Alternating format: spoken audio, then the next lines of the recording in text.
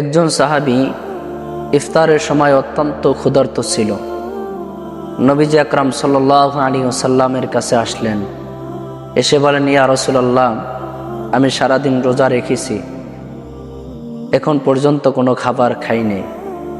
রাসূল করিম সাল্লাল্লাহু আলাইহি ওয়াসাল্লাম ওই সাহাবীকে অন্যান্য সাহাবীদের বাড়িতে প্রেরণ করলেন, কিন্তু আফসোস কোনো জায়গায় কোনো সাহাবীর বাড়িতে খাবার ছিল না।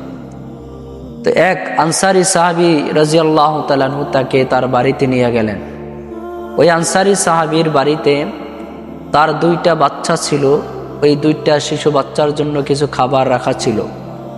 আনসারী সাহাবী ওই ক্ষুধার্ত সাহাবীকে বাড়িতে নিয়ে গেলেন, নিয়ে তার বিবিকে বলতেছেন, হ্যাঁ বিবি, আমার সন্তানের জন্য যেই খাবারটুকু আছে, ওই খাবারটুকু আমার মেহমান, ক্ষুধার্ত মেহমান রসুলের সাহাবী না খেয়ে রোজা রেখেছে, এখন পর্যন্ত কিছু খায় নাই, তাকে দাও, আমার সন্তানদেরকে ঘুম পড়াইয়া দাও।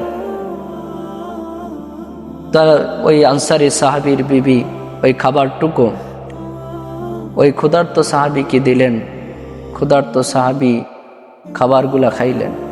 পরের দিন আল্লাহ রাসূল সাল্লাল্লাহু আলাইহি ওয়াসাল্লাম ওই আনসারী সাহাবী রাদিয়াল্লাহু তাআলা আনহুকে সুসংবাদ দিলেন। আল্লাহ তাআলা কুরআনুল কারীমের আয়াত নাজিল করলেন, ওয়ায়ুসিরুনা আলা আনফুসিহিম লাউ কানা বিহিম খুসাসা।